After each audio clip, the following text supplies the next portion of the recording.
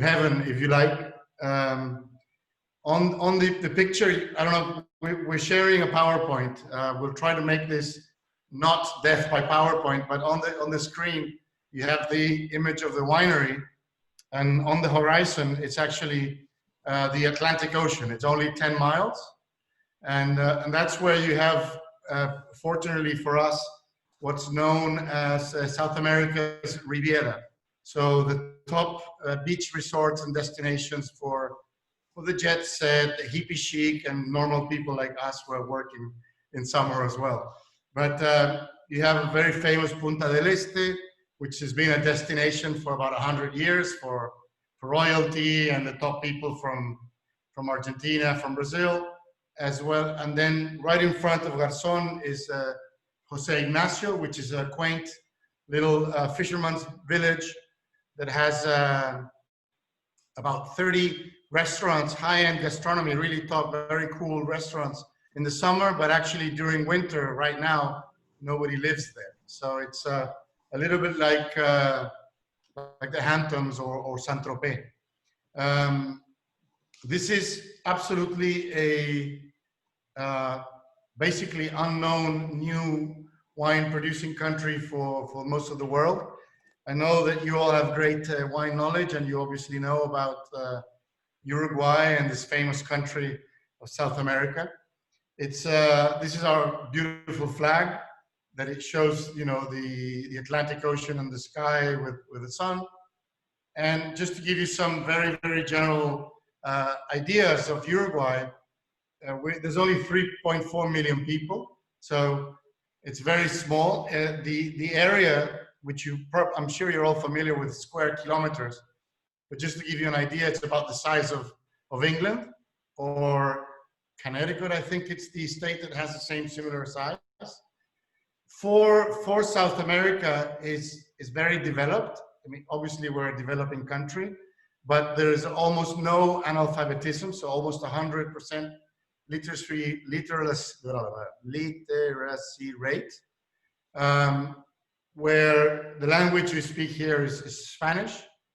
We have quite high life expectations and expectancy, and it's very modern. It's a little bit like the Switzerland of South America. You know, computers and e-commerce and quick broadband are normal to us. It's one of the only countries in South America that doesn't have any natives. It's all Uruguayans descends from ships from the Mediterranean. So Italian, Spanish, a little bit of other populations as well. Bruzzone, obviously from grandparents from Italy. It was invented by the British, by Lord Ponsonby, as a trading zone between the kingdom or the viceroy of Argentina, South America, Spanish, and Brazil, Portugal colony. That's about as much as history will give you. If you want to ask, by all means, interrupt. Why do we make wine in Uruguay? We've been making wine since the early colonies as missionaries in the 16th century. In the 19th century, the French varieties were brought in. But basically, we have the same latitude south as most of the fine wine producing regions. In this case, the line is a little bit north, but for you to have an idea, Garzón is in the same latitude as Adelaide. It's the same latitude as Apalta in Chile, as Gualtallarí, Uco Valley in Argentina, Mendoza. So we have the right sunlight exposure. And this is what it looks like, a little bit closer look. You have a very big, a very important estuary. I don't know if you can see the mouse there, but that's the River Plate. It's the second largest estuary in the world, and it separates Uruguay from Argentina. The capital is Montevideo, and right across the river, going due west, is Buenos Aires in Argentina. Where the circle is where we are, and it's called the province of Maldonado, where you have Punta del Este and Garzón. I'm getting a little thirsty, and you guys need to stay awake. So it's a bit early in California, but we'd like you to get going with the first of our wines. I'll tell you a little bit about the project and the estate, but I'll let obviously Germán do the talking for the wine. Well, I don't know if you can see on our back here we have the map of our vineyards. It's impossible for you to see, but we have 40 hectares of Albarino. That it's a lot, because in Uruguay we only have 50 hectares of Albarino in the whole Uruguay, and Garzón has 40. So we are the largest producers of Albarino, and also we have, well, in the map you can see, but we have more than 1,400 small blocks, small parcels.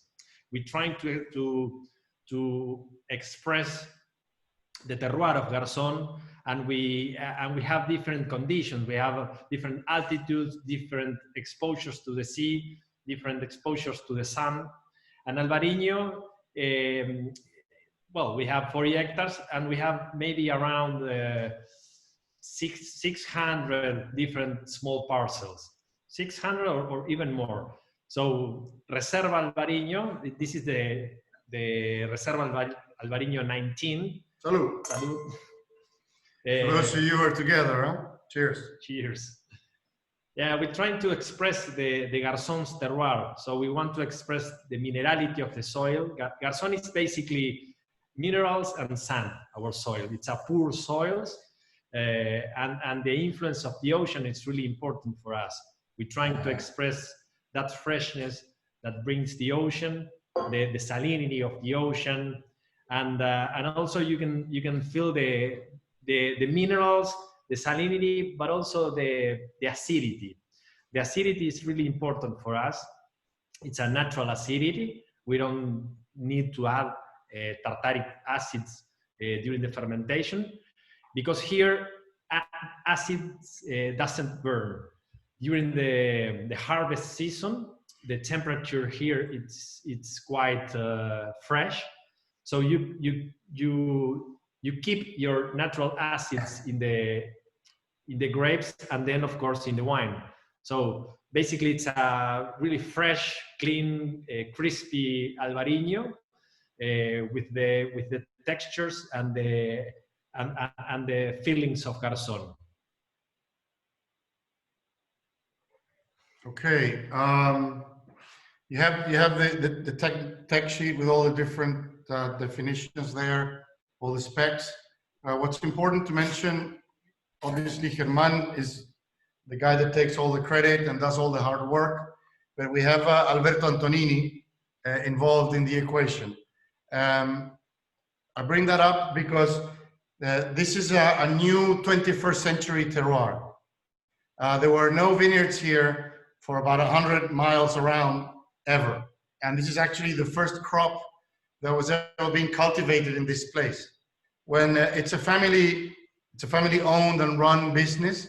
Mr. Bulgeroni is a very wealthy businessman from Argentina in the energy business.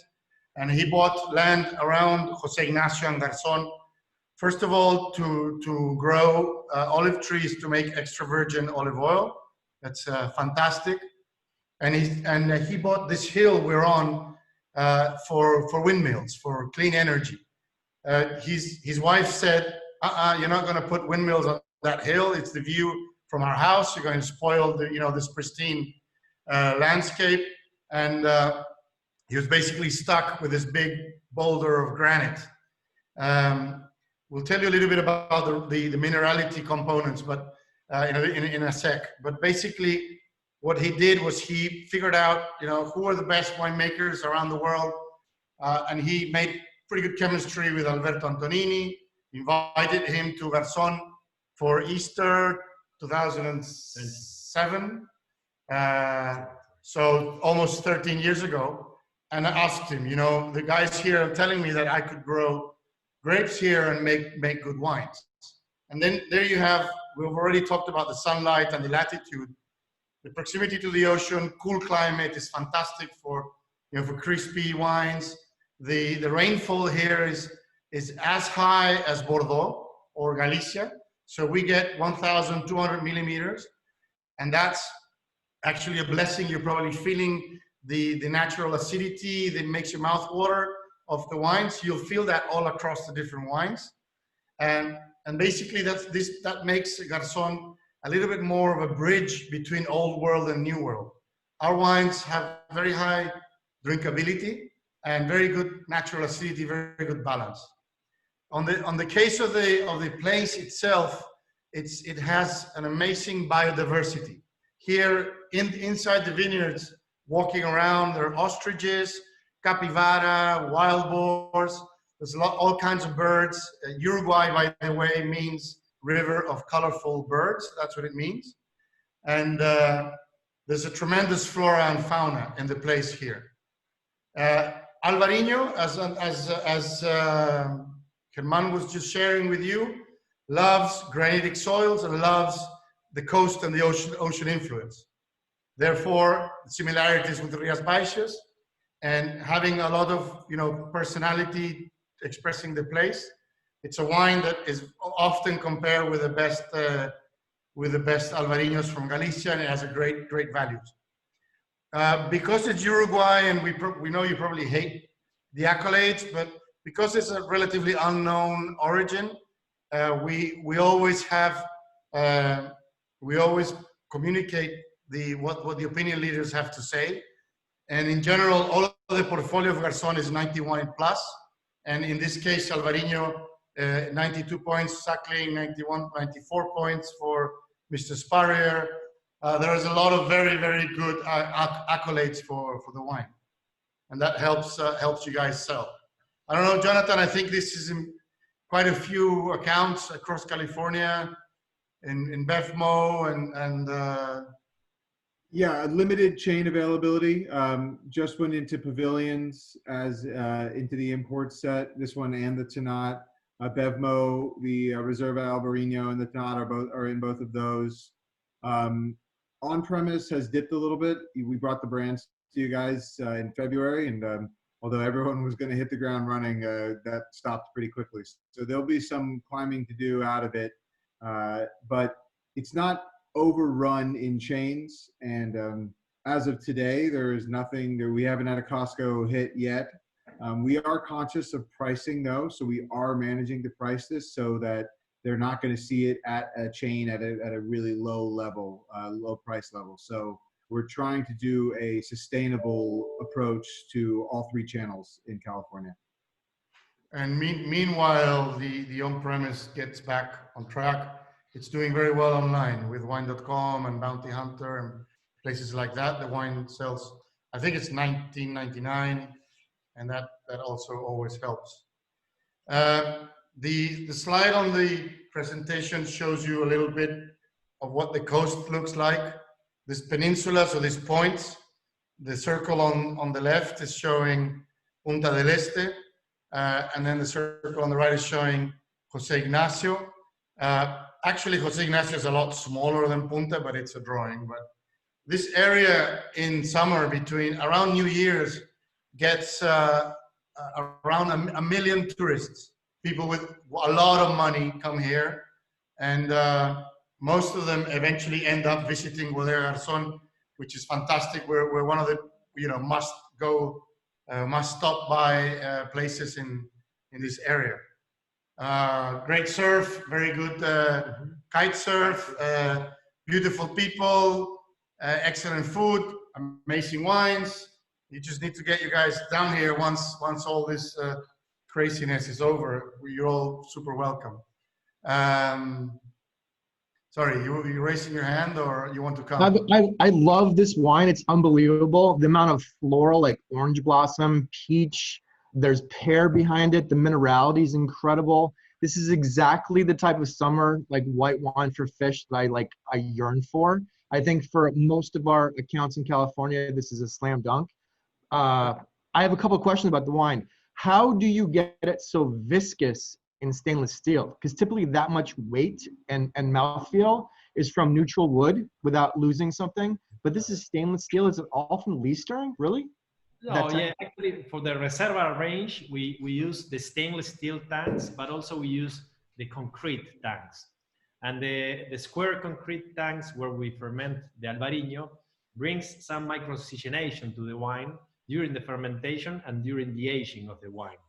And also we always use the lees, the sur-lie process to improve the textures in the mouth and some flavors too, some aromas too, because when you keep the wine with the lees, you have some process that brings the inside of the yeast, the inside of the lees to the wine, and that's our monoproteins that bring you some textures, some oiliness to the viscosity. wine. Viscosity, yeah.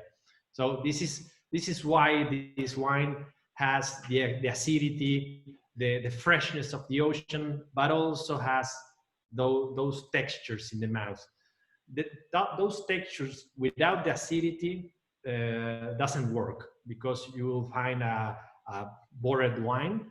Okay, bored wine. Boring, yeah. Boring wine. But the acidity brings you that kind of life or vibrancy. So that's what we're trying to express with our Albarino Reserva. It's also, there's no malolactic fermentation at all. No. So the sur-lie, living on the yeast lees for months, is what gives you that viscosity. And also, we don't like to over oak the wines in none of our ranges, in whites or reds.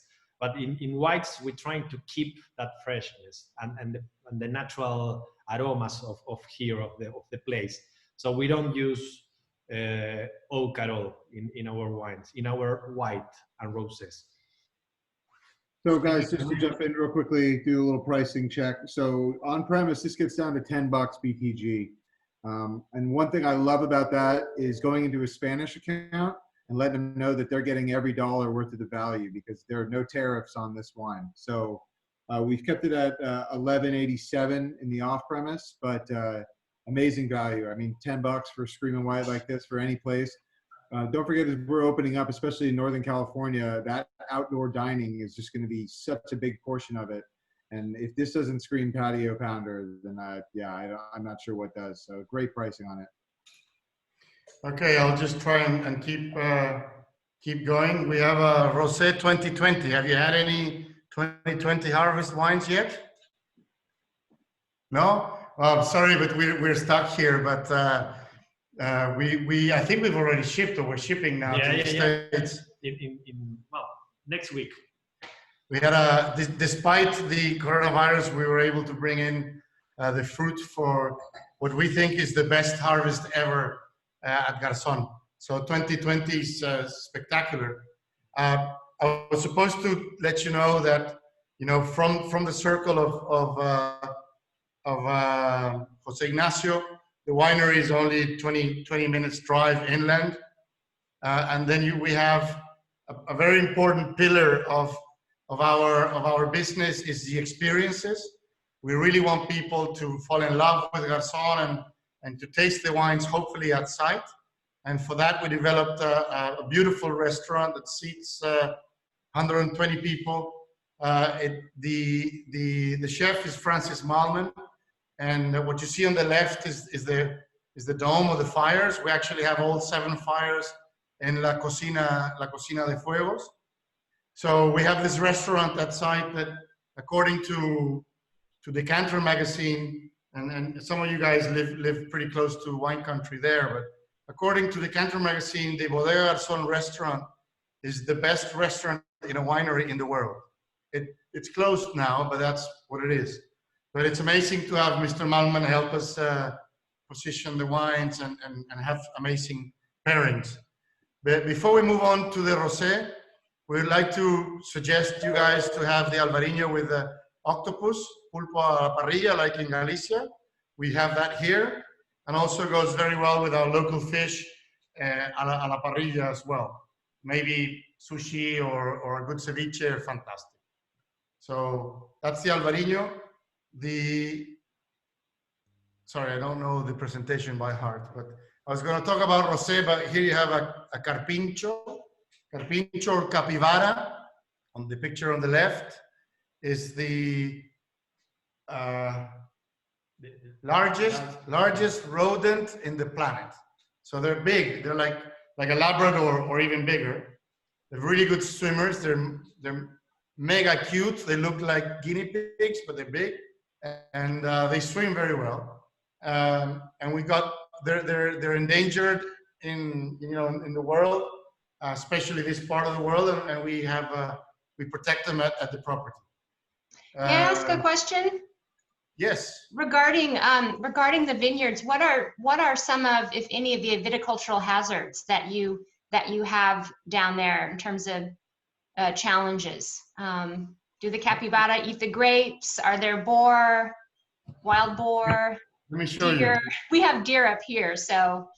Yeah, we have deer as well. There's 2 or 3 different types of deer, but we're gonna have to show you a little bit. I don't know if the internet will follow me, but if you're looking at the screen, this is the view.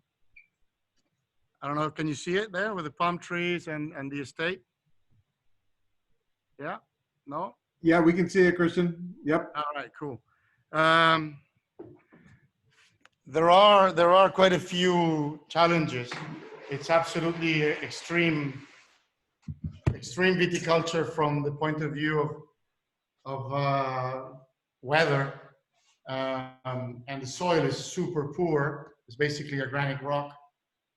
We do have a lot of wildlife, and they're very smart. You know, as soon as this guy tells the vineyard manager that the grapes are ready to be picked, the next morning they've been attacked by wild boars and capybara, and we have a lot of big doves and big birds.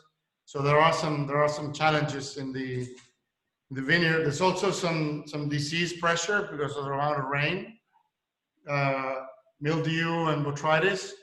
But it's actually quite controlled because of all the wind. We have a lot of wind coming from the ocean. So whenever there is a little rain or a big rain, and whenever there's humidity, the wind dries out the humidity pretty fast. I think the biggest hazard is actually the rock. Germán was mentioning this. Sorry, I like to move the screen, but Germán was mentioning this map. Those are all of this purple is TANNAT. The green is ALBARINO, Sauvignon Blanc, and Franc. There's more than 1,200 parcels, parcelitas. So it's like Burgundy in one estate. And the reason why the vineyard was planted like this is to, not invade the place, the landscape, but also every now and there, the rock pops up. It's above the surface, so you can't plant. So a lot of the different parcels are defined by the hills, by the rocks, by part of the fauna, the flora, the trees are protected as well. You see, we have natural palm trees here. So there was a lot of challenges designing the vineyard. And as a viticulturist or agronomist, or in theory, we always refer to the vineyard as the reality of living in hell, and the winery as being in heaven, because you get so many different components of 1,000 micro terroirs that it's fantastic. But managing the vineyard is very, very hard, very labor intensive, which here, the first problem is there's no people. And the second problem is once we get them here, they don't necessarily know, they're not used to vineyards. This is not an appellation that has generations of people, pruning or picking grapes.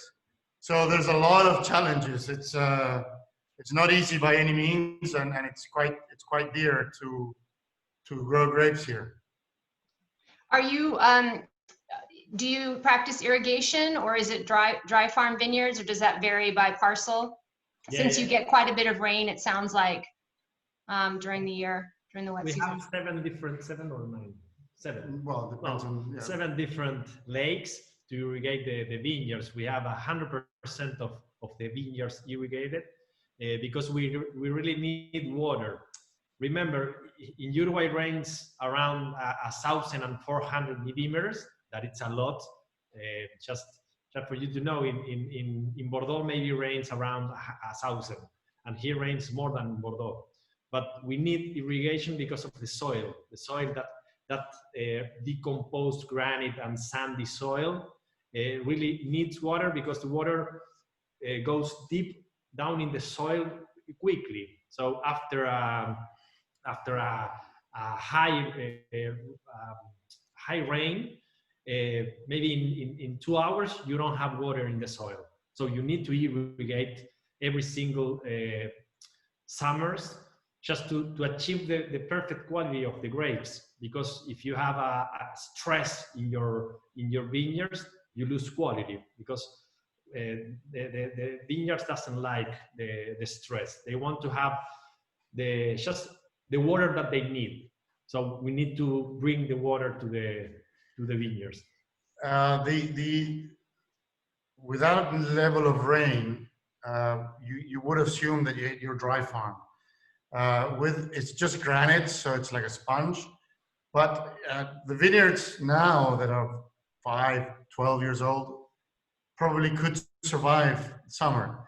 But we implemented drip irrigation because in order to plant and to grow at the beginning, you really need water. On a 3 or 4 days with sun and the wind we have here, we are in hydric stress with the level of percolation of the soil. So everything is drip irrigated. Normally, it's more like a sustained irrigation. It's not that we have to be irrigating all the time. Okay. All right. I moved one slide, and I didn't do that on purpose, but I think here we have the ROSÉ. Cooking classes. Oh, we're still with the experiences. The ROSÉ 2020. No, this is the wrong computer. Here we go. Sorry, I'm destroying the section of Visit Us, but it is a destination. It's a beautiful estate.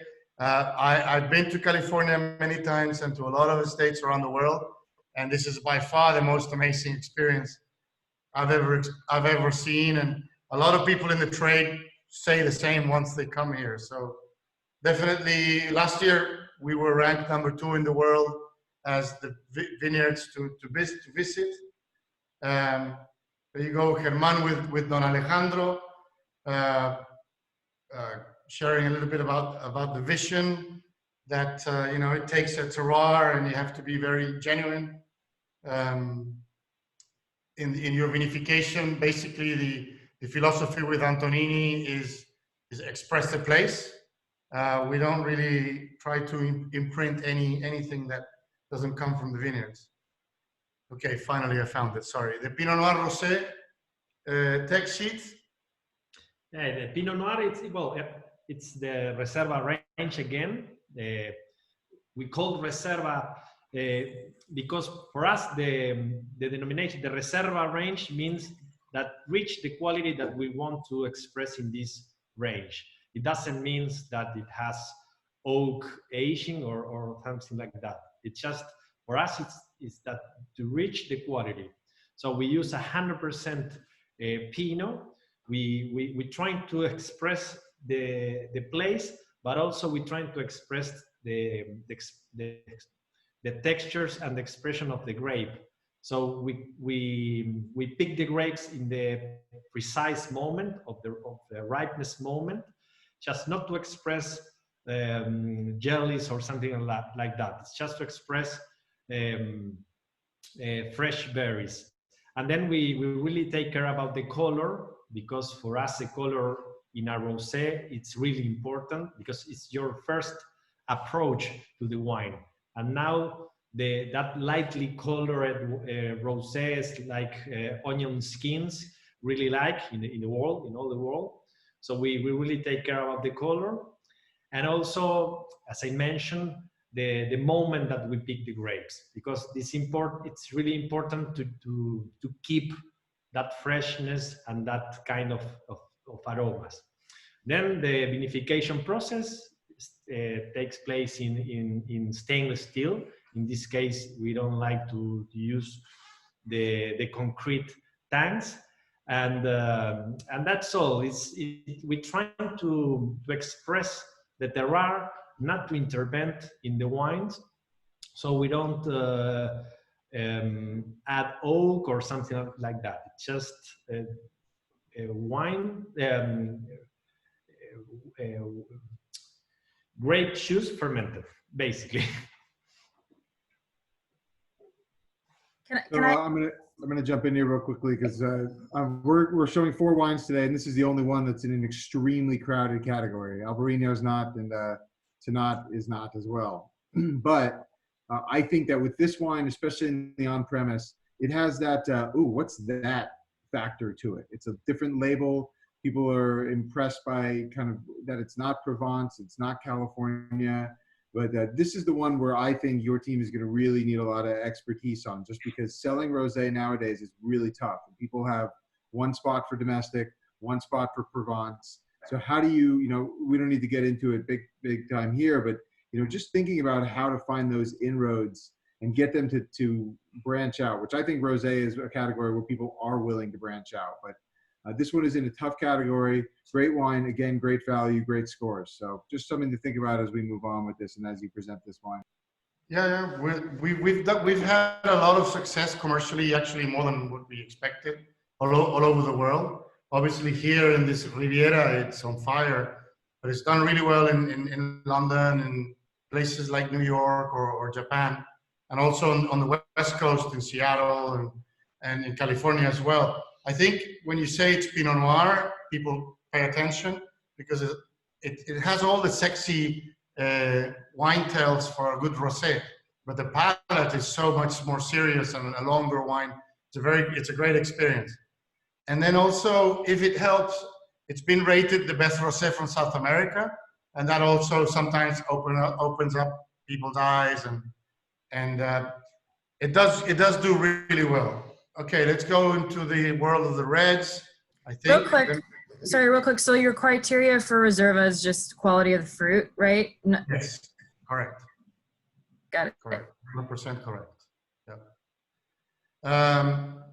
I'm gonna try and do this correctly, but you have the winery here. This is what it looks like from the vineyards. On the right-hand side, you have all of the hospitality and the restaurant. Then in between, there's a billionaires club, and then there's the winery, state-of-the-art, gravity-fed, etc. I'm sorry, did you say billionaires club?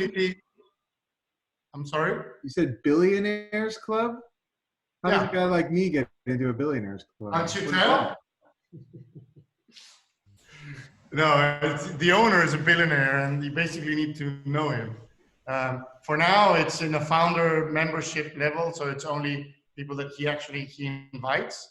I think as of next year, they'll be open for memberships for people to apply, and they will have to go through the approved by the board.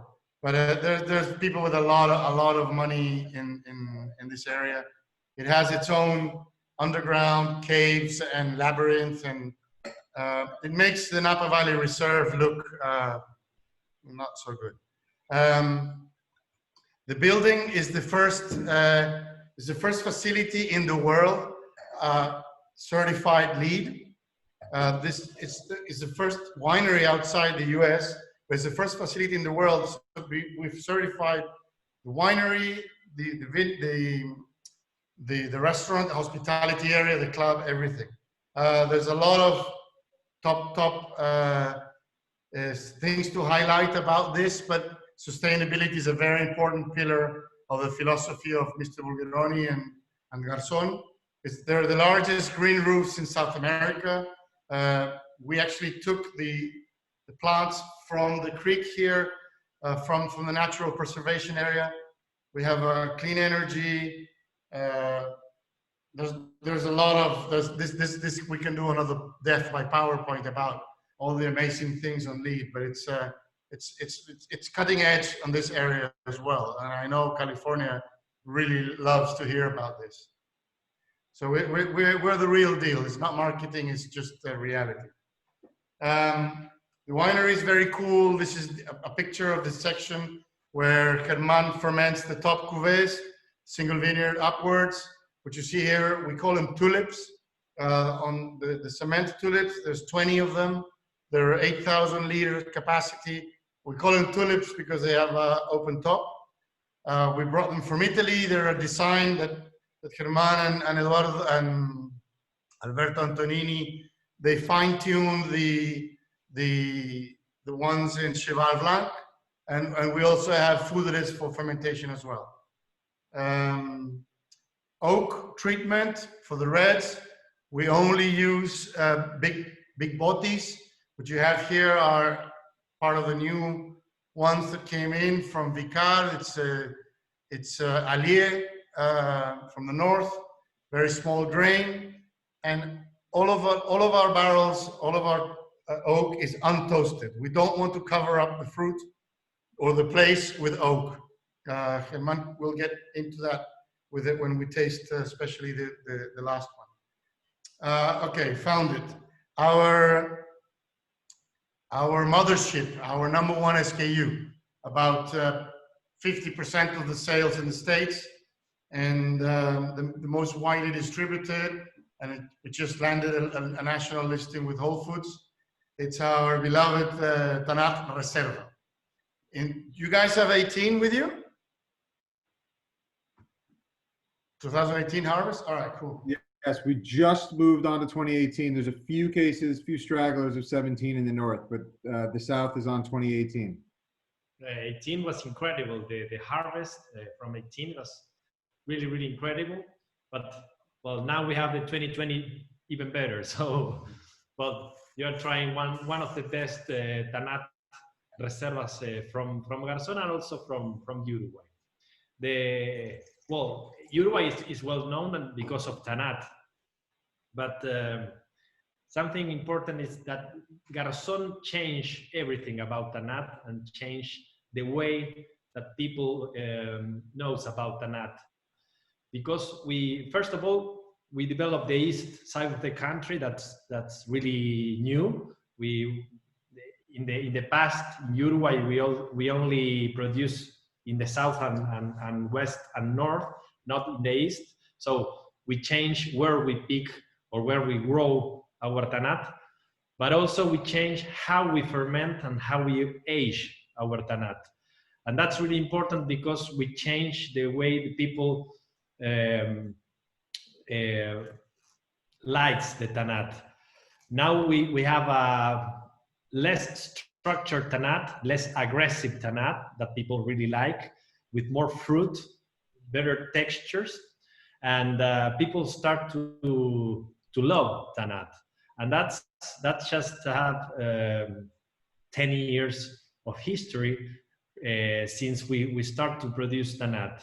This is the Reserva TANNAT. Sorry, you want to ask a question? Yeah, I had a question just regarding the vinification. Are you doing some micro-oxygenation on the TANNAT to soften those tannins so it's more accessible? Sometimes yes, but not always. We ferment it in concrete, so the concrete has some micro-oxygenation in the walls of the tank. You have some micro-oxygenation that goes to the wine.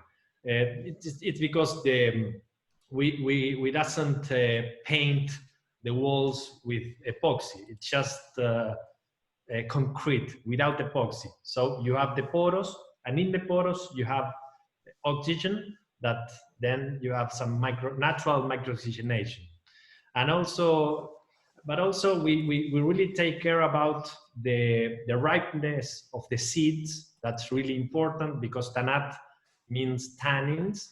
The grape has a lot of tannins. So you really need to take care about the seeds because it's where the tannins are. And then if you have a good maduration on your seeds, you will find ripe tannins. Then another thing that we do is just not to over-extract during the fermentation process, because TANNAT has, again, a lot of tannins. So if you over-extract during the process, you will extract a lot of tannins, and then your wine will have rude textures. So that's why we said that we changed the way where we produce the TANNAT, the grapes, and then how we ferment and how we age. And the aging of this wine takes place in those big barrels and those oak. That's really important too, because you have some micro-oxygenation, but gentle micro-oxygenation. If you age your wine in small barriques, you have a lot of oxygen, so your wines maybe could lose those the acidity and the vibrancy of the wine. So in the big barrels, you keep the vibrancy, you bring some oak without untoasty, without those flavors of chocolate or smoke or whatever. So you keep the authenticity of the wine because it expresses the terroir without makeup. And also it expresses the textures and the sense of place, the ocean, the granite soils, the influence of the winds, the fresh winds. That's what we want to express in our TANNAT. Guys, this is the driver of the portfolio here. I mean, this is Uruguay. This is what they do. You know, if you look at the reserve tier, they also have Cab Franc. We have Marcelin. If you really want to freak out a geeky somm who thinks he knows everything, pick out the Marcelin. But the TANNAT is just over delivers. Again, that $10 BTG price. I mean, every steakhouse worth its salt should be having this or the single vineyard TANNAT. This is made for meat. How many cows you guys got? 11 million, 12 million, 4 million? 4 per person.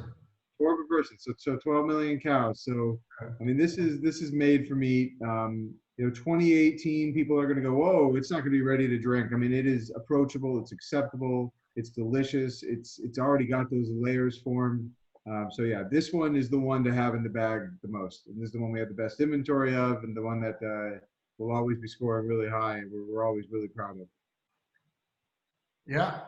And this one in 2015, Harvest got into the top 100 wines of the world of Wine Spectator. So it has some recognition and it has good traction. The beauty is that people really enjoy the style. And if you can picture a ribeye right now, it's like you get married. It's such a good match. On behalf of time, yes. I have a quick question. What's the longevity of a wine like this? Like, it seems so structured, so set up to age for a decade. In your experience, does the reserve tier age for 10 years? Yes, yeah. Absolutely. Yeah. Yes, because it has the tannins, but also it has the acidity. So those two components are really important for a good aging, a healthy age. Chris, it is important to remember that the whole facility is 13 years old. So, you know, finding 10-year-old wines and meant that they were picked on that, you know, that's the first leap. I mean, that would have been the first time they've been harvested would be 10 years. So we're not at that point yet. And unfortunately, we can't keep inventory because it keeps selling out. So, I mean, I added 2014 a few weeks ago and it was drinking spectacularly. But you also have to remember these vines are finally getting some age to them. So every year is going to be the best vintage ever, I think, just because they're always just going to keep getting that age behind them. So I think they will age 10 years, but it's perfectly approachable now. Absolutely. TANNAT is well known for its aging potential, so it has it in the genetics. This picture shows the underground of the winery, where we have live rock. This is the granite. It's the oldest granite in the planet. It's what broke in Pangaea, separated from South Africa to South America. So it's the same rock you find from Punta del Este to Rio de Janeiro. You have the same rock from Angola to Nigeria. This is 3,000 million years old. So it meteorizes. You touch it and it breaks. And that's what makes balasto, is a decomposed granite. And that's the name of our soil, and it's probably the secret weapon of Garzón. Again, a few more vineyards about the parcels and the surface planted. Here's the map for you of the different varieties. So it's just to show you that it's really quite an experiment. This only started 12 years ago.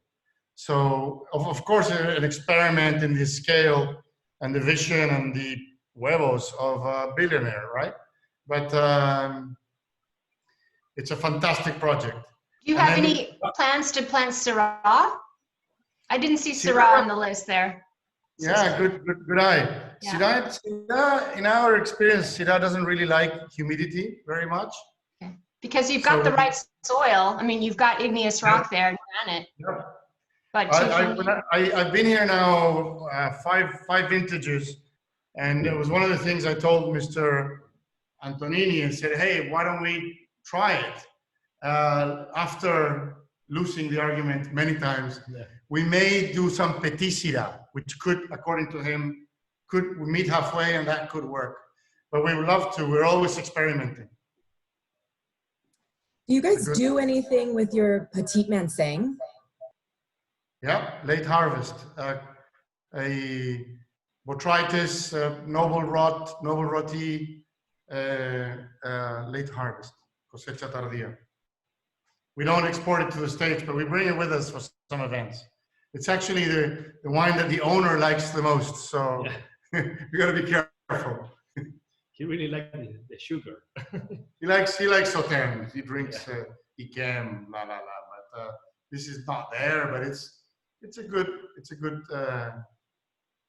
exponent. That we think humbly that the typicity of a lot of different varieties here is very high, very, very high. Sauvignon Blanc is a little bit like Sancerre. The Petit Verdot is very similar to Medoc. There's a lot of very, very high typicity to the grapes. This is TANNAT, one step up, closer to $30 a bottle. It's a single vineyard where we have identified an area inside of the vineyard that has, this particular singularity. In this case, is this hillside here that is facing north, and this is also one of our top wines. Yeah, and now we have the single vineyard, and let me just show you this picture because it's important. You have in the purple color is the TANNAT, as it mentioned, and now you can see that we have TANNAT in different places where Christian is, where the mouse is. Well, it's not easy there. Those purple area is one of the best areas for TANNAT growing here in Garzón.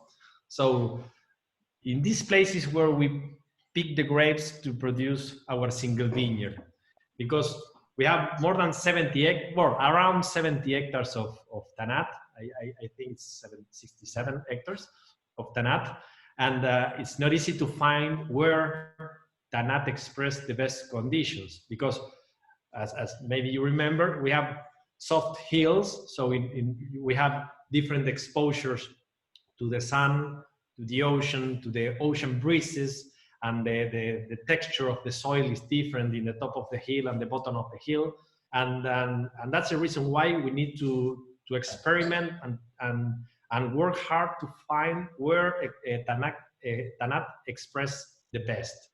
So when we find it, we ferment it separately by the rest in those tulips that we saw, that kind of tulips, concrete tulips. So it's a small production. Every single year we find more and more blocks. So it's great for us because it's not easy, because we only have one shot per year. We only have 15 days per year to find where the TANNAT express the best. So we ferment it in those tulips, and then at the end of the fermentation, we age it in big casks, big barrels. The aging takes around 16, 18 months. It depends on the year, depends on everything. And for us, it's really important, again, to express the terroir, to express the grape. And that's why we don't want to enmascarate those things. And that the explanation, because we don't use oak, toasty oak, yeah. So single vineyard is part of the premium range of Bodega Garzón. Of course, we also have another premium wines, but TANNAT as a flagship of Uruguay and a flagship of Garzón and single vineyard, it's one of the best exposure exponent. So this is $20 net. So still a great price.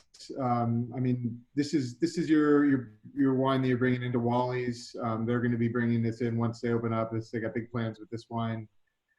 So this is that top A-level steakhouse wine.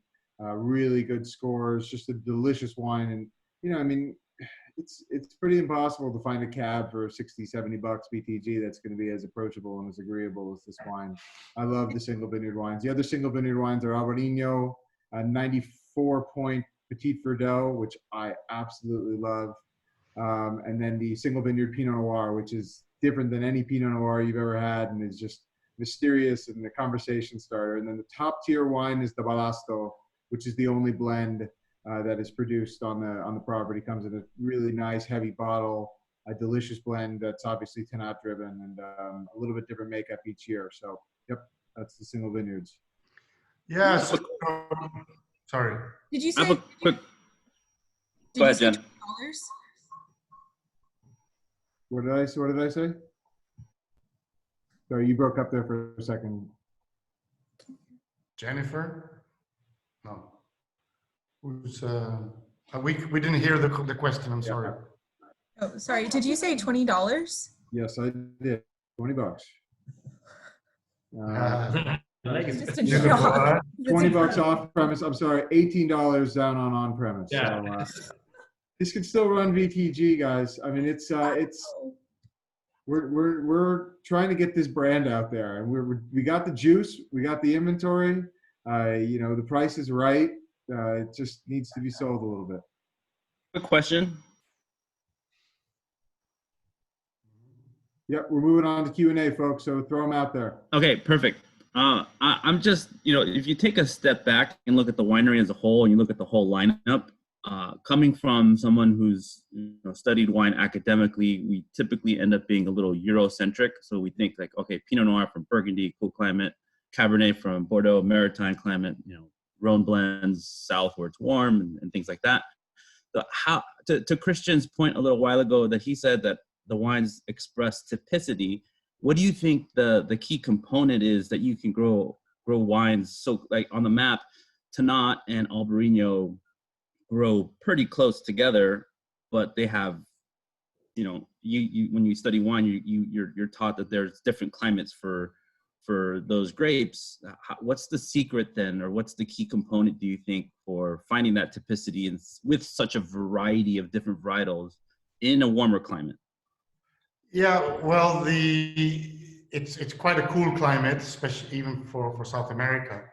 And what we think allows that is the proximity to the ocean, where we have a lot of wind, which is a very big factor on the microclimate of the micro terroir.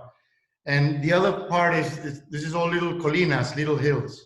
So what Germán was mentioning, so you see this Sauvignon Blanc is facing south, is facing due south to the ocean. This is our best ALBARINO, which is right here, and it's protected from the sun, exposed to the ocean, very cold, very extreme. On the other side of the same hill, imagine this is like a finger. On the other side, all of this TANNAT is protected from the wind and exposed to the sun coming from the north. And then that explains good whites, good reds. How do you say, the same place you make a good Burgundy style Pinot Noir and a Petit Verdot style, and a Petit Verdot Medoc style. It's because some of these estates here are facing east. So you get the morning sun, dries up, but it doesn't cook the grapes on the way out. And the Petit Verdot, it's facing west. It has all the sun of the afternoon and it's protected from the ocean. So we think that we have, as we said, we have like 1,000 microclimates or microterroirs. It's pretty much the only reason, because all the rest is relatively similar. Right. But that is really outstanding of the same one estate, and the slide I just put up, many different grape varieties having an amazing accolades. And I mean, they're not punishing your Pinot Noir because you have a great Petit Verdot, Right. or the Sauvignon Blanc because you make amazing TANNAT. So it's, again, it's an experiment. It's fascinating from a wine producing and viticulture and terroir point of view. It's fascinating. Right. So I guess just a quick follow-up question. What would you say is the biggest difference in temperature between any two plots? I don't know. I don't want to lie. You know, they just did a study here with the agronomy university. Yeah.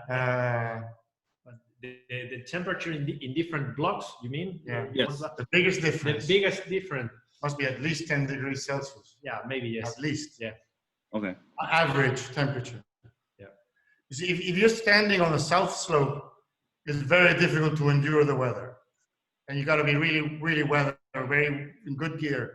On the same day, the same moment you stand on the north slope, you take all the clothes off. Yeah. It's very particular. It's very special. And you see the range there called Petit Clos between the single vineyards and the Balasto. That's pretty much where we're heading, and we're making wines per parcel. This is one little block, like a Petit Clos. And that's where it's very rare that the same variety, the same cepage, we have the same block every year because it changes of the wind, the climate, the depth, the vineyards, the roots are starting to go into the rock.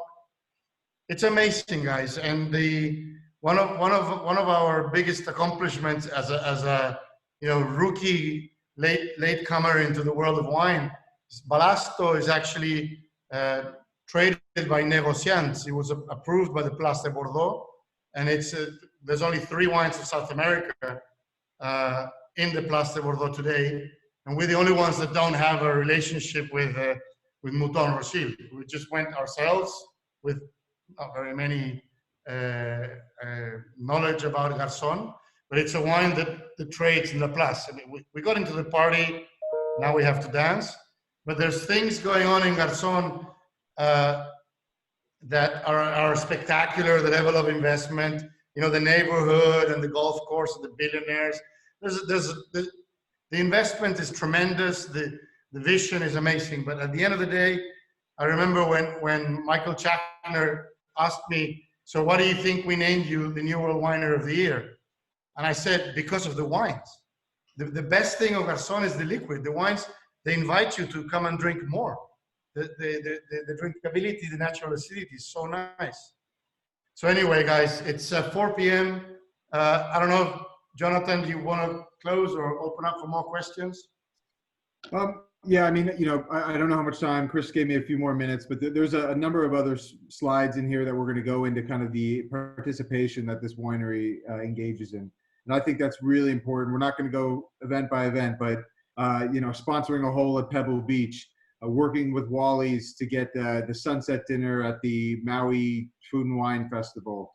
Francis Mallman will be coming to do a customer lunch. We'll try to get 1 north and 1 south.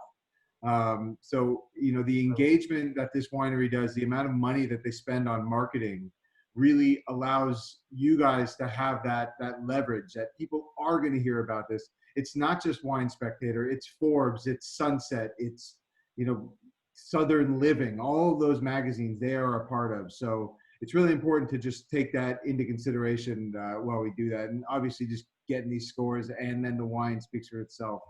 When we wrap up, does anyone have any final questions? If they're not answered today, you can get in touch with me. I can get you in touch with Christian. I tell this story a lot. I love telling tales about this winery, so I can pretty much answer most of them. Any other questions? We're laughing of the picture for the New York wine experience with the tuxedo in Times Square. Yeah, that was seems like a world ago. Yep. And we're also very tied into golf as well. Sailing, the around the world Clipper race. No way. And then the media, which is I've been in the industry about 25 years, and Untitled Garzón, I think I had like 2 or 3 different lines in Wine Spectator. They came out editorial. We didn't pay for this. Look at this, 10 pages. 10 pages. Incredible. I have a question regarding your marketing strategy. What is the target demographic and kind of socioeconomic range that you're looking at here? Because it looks very lifestyle driven, golf, fine living, and I'm just curious to know, in the U.S. market, who do you envision as that target audience, consumer? We have different wines, but in general, Garzón is all about exploring and discovering and lifestyle very much.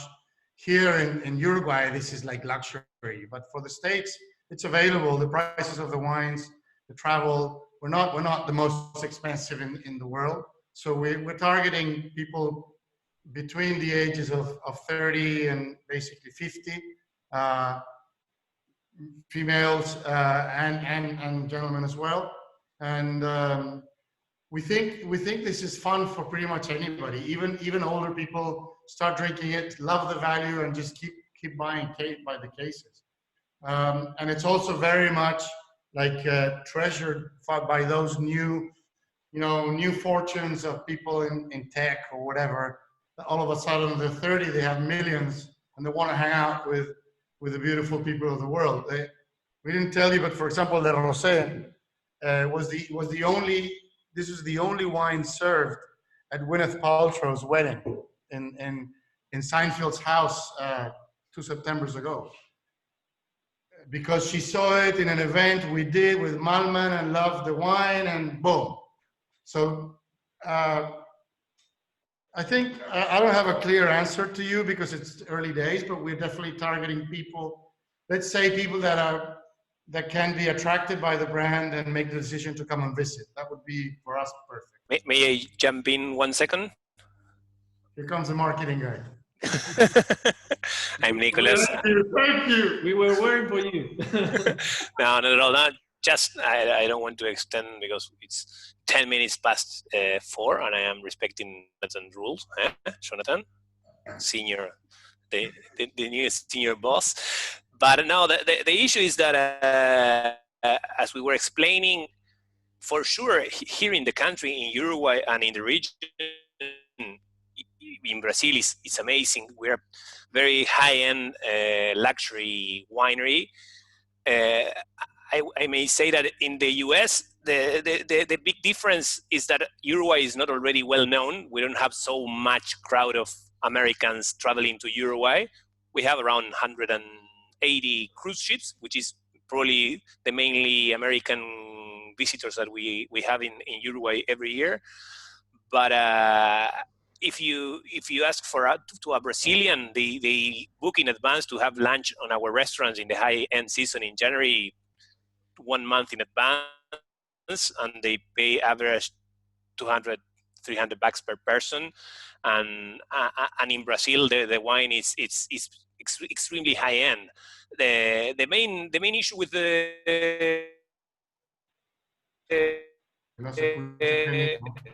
with the American market, sorry, my connection is probably not so good. Not stable connection, so I shut up. No, but no. I think what Nico's saying is it's approachable for everybody, and just at the price in the U.S. That's although right. it's a luxury brand, it is being seen more as a destination. That's that video right there. The It Starts With Wine on Amazon Prime, a whole show about the winery on Prime. So you can get that experience from this brand for, you know, $15, $18 a bottle at a store, or $10 by the glass. So it is approachable to everyone just because of our growing economies of scale to be able to bring it in and keep the prices low. And the more distribution we have, the longer we can keep those prices low. Absolutely, and before the COVID, we've been doing advertising in social media exactly to the target that Christian mentioned before. 25 up to 55 years old people, wine lovers that enjoy to go to the restaurant, theater, art, but it is quite wide targeting, geo-targeting public that we're approaching in the US. Guys, just to respect your time, Germán and I, we got to jump on another quest of putting together the TANNAT Reserva 19. So we have a great thing to do now.